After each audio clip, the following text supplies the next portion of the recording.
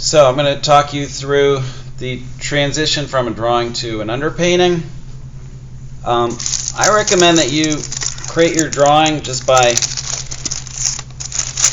taking your toned canvas and tape a piece of tracing paper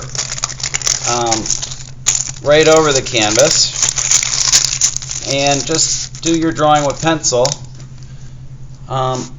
If you don't know how to do the sphere, you should practice a few times.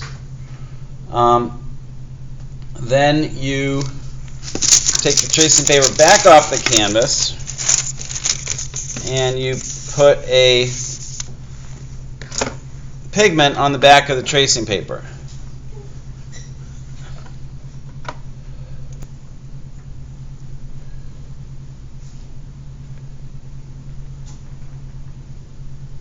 So this is a mixture of a dry pigment with denatured alcohol.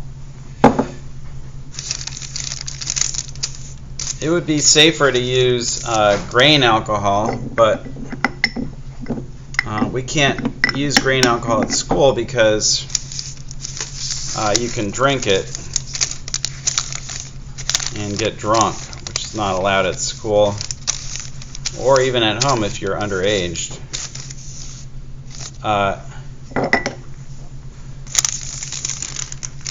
Alternatively, you can just rub graphite onto the back of your drawing, or just color in over your lines like we do in intro to drawing. But I like this method because it gives us a reddish tone. So I'm just going to pause the recording while this dries. It'll just take a couple minutes. Okay, so this is dry, and you can tell it's dry because it's not shiny anymore. And now I'm going to tape it back onto my board. Notice that if you want to tape it down where it was, you can tell by where your creases are, but you don't have to tape it down exactly where it was. Like, I feel like I could have used a little more space between the shadow and the edge of the board, so I'm going to slide it over a little bit, and I'm sliding everything more to the right of where it was. And you can fold everything back and assess it, and if you don't like how it's situated on the canvas, you can move it around. You can keep doing that until everything's right where you want it. It gives you a lot more freedom than you have if you draw directly on the canvas. You're sort of stuck with all your placements, but this way you can sort of fool around and find things, get things exactly where you want them. I'm just going to zoom in a little.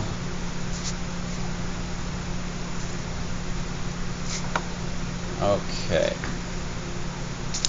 So after you've done that, you just want to trace your outlines. It should be very simple because you've already worked out all the outlines in the earlier stage. So that was that. Now I'm going to take this off, make sure I got a good transfer. And there it is. Now I'm ready to paint. That seemed like a lot of trouble for, something this simple, and it probably is, but I want you to get used to how the different stages work so you can apply it to more complicated compositions where it's going to be more, you're really going to appreciate the chance to draw everything first. Now I'm going to set up my palette, and I better slide this over a little.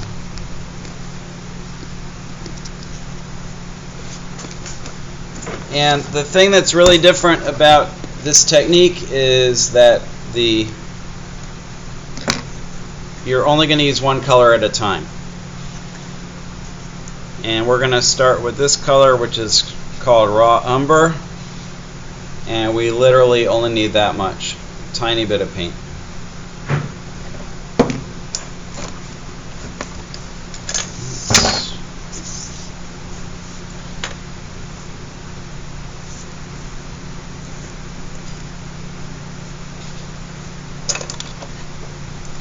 And I'm zoomed in too much. You know, it's really hard to make great content when you're teaching a live class. Is what I've learned today. There we go. Let me get my water.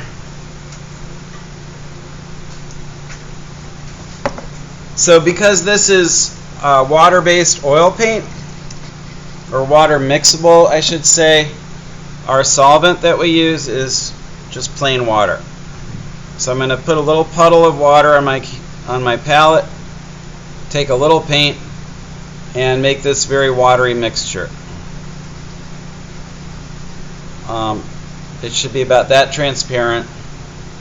And then I'm basically going to just put a thin layer of brown raw umber everywhere that the light doesn't reach directly.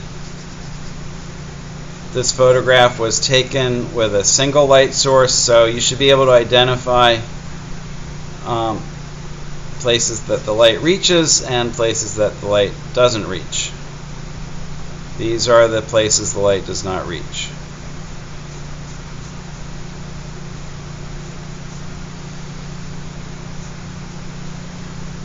It picked up a little bit of the red from that pigment transfer, but that's fine.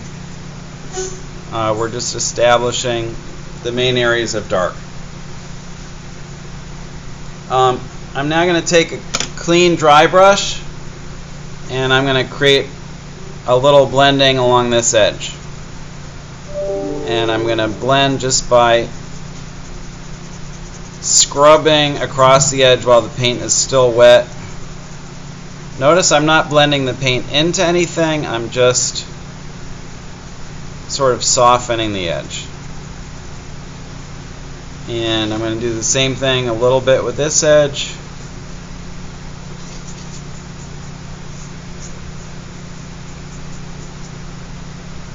And now while this paint is still wet, well, it's going to be wet for a few hours, but even while there's still a little bit of water in the paint, I'm going to go in and start doing my darker darks. And I know that looks really dark. I'm going to probably have to lift a little bit of that off in a second. You see what I'm doing? I'm paying attention to where the darks are in the photograph, and I'm just applying more brown to get my darker darks. There's no white in the paint. The only reason some areas are darker than others is because more of the white of the canvas is being blocked by the paint. And you see how I keep this kind of scrubbing motion going, and that's what allows me to create this transition. I can get the transition much more accurately in the final coat of paint. This is just an underpainting. Doesn't have to be perfect. We just want to get a general idea. Notice that for some reason a little bit of extra dark came in right here where I don't want it. So what I'm going to do is dip into my water, get my brush nice and wet, and I can just lift that off like that, and that's gone. It's sort of like working on a whiteboard. You can lift stuff off just as easily as you can put it down. Now when you put a ton of water down on an area like that, you do not want to scrub it right away, because you could start to lift off some of your imprimatura, which you don't want to do. Now I'm going to go back to darker darks. Notice that the shadow gets much darker up on this side. And notice also that I'm trying to stay away from my shadow edge because that's where I want my soft transition. So I'm painting some darker brown almost to that edge, but not quite. And why is it getting lighter down here? Because of reflected light from the table. So the two areas that get no reflected light are up here and inside here. Everywhere else is relatively light.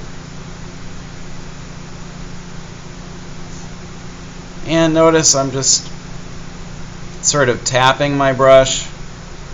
These techniques all take a little while to learn, but it's not that hard. So at this stage, I'm going to assess my drawing, and I'm going to say, now that I'm seeing it in full value, I can see that this shadow comes down a little far. So look, I just take a little water and just lift that up a little.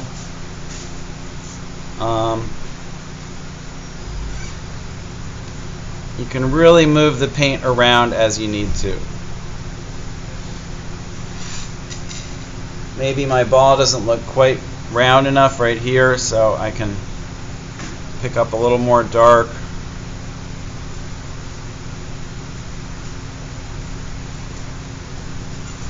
But I can also make corrections later, so that just got too dark.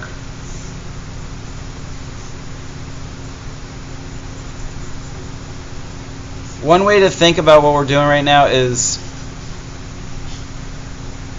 we're trying to create like a black and white photograph of the setup, but not but a little bit bleached out, like a little bit less contrasty than real life and a little bit brighter than real life, which makes sense if you recall that in your final paint you're going to be using black, but at this stage our darkest dark is brown, so of course it's not going to be as dark as it is in nature.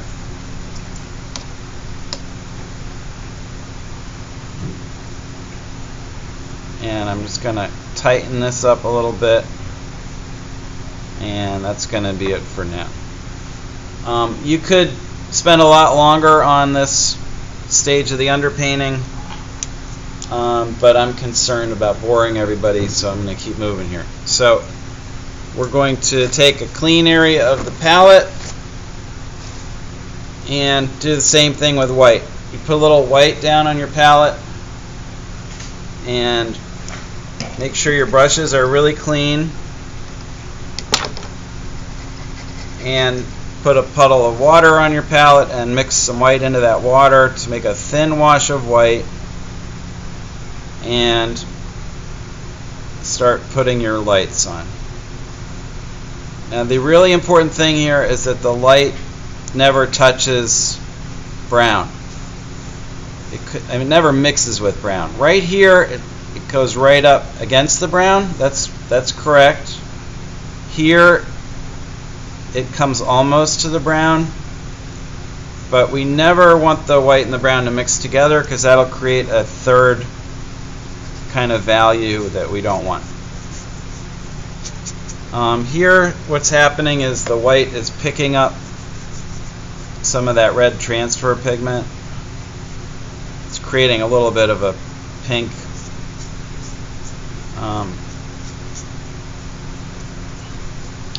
Again, that's not gonna, it really doesn't much matter. We definitely don't want it to mix with the brown though, because that looks really muddy.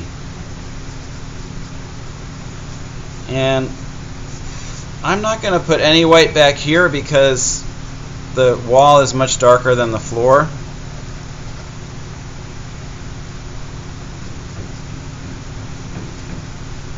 For those of you that are watching this video at home, you can basically just make sure you get your materials from me, and you can just do this exact painting with me, and you can just keep pausing the video. You can use the same reference photo that I'm using and just paint along with me. Those of you who are in school you can work from direct observation if you want, or you can find your own photograph, just so it's basically like a sphere or an egg. So that was easy. That's the floor. That's about done. I'm just going to rinse off a little bit of this pink with some water and brighten it a little bit. The floor is basically all one value, so it's very easy. And there's no really soft transitions. Notice though that I left more space between the brown and the white here than I did over here because this edge is relatively tight. Now I'm going to do the same thing with the illuminated side of the ball. Just putting a thin layer of white over the whole thing.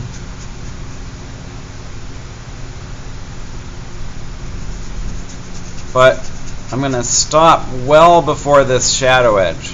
You see what I'm doing? Because this is a very soft transition.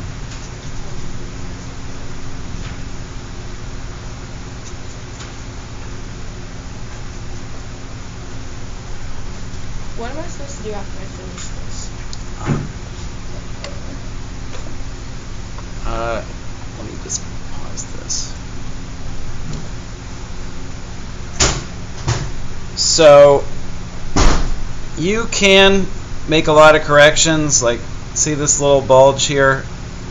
I can just bring some white, sort of push that edge up a little bit. This is the stage to make them at. If you're making a portrait of somebody, this stage is wonderful because you don't have any mixtures on your palette that you've made.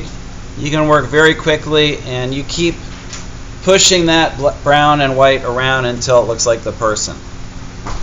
For a sphere, it's very, very simple. I'm almost done. All I need to do now is get some thicker white, and I'm going to put it on my highlight.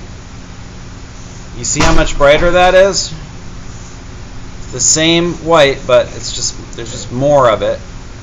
And then without getting any more paint on my brush, I'm going to just spread that paint around and push it away from the highlight towards the outside.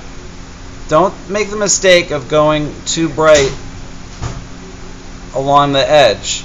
The edge looks brighter than it is. It looks brighter than it is because of the contrast with the background.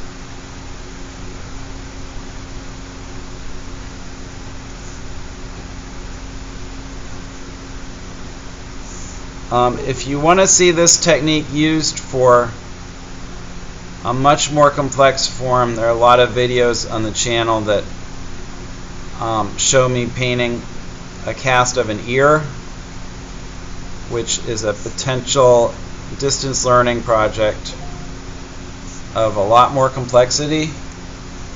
But this is about all we're going to do for the sphere. I'm just unhappy with this. See how it's still kind of bulging right here?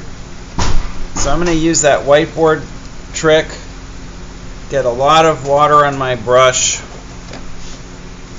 and just push that edge up a little before the paint dries.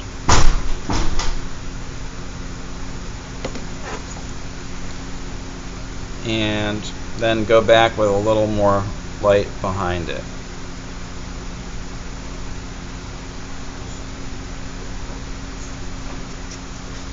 And sort of spread it out into the rest of the background.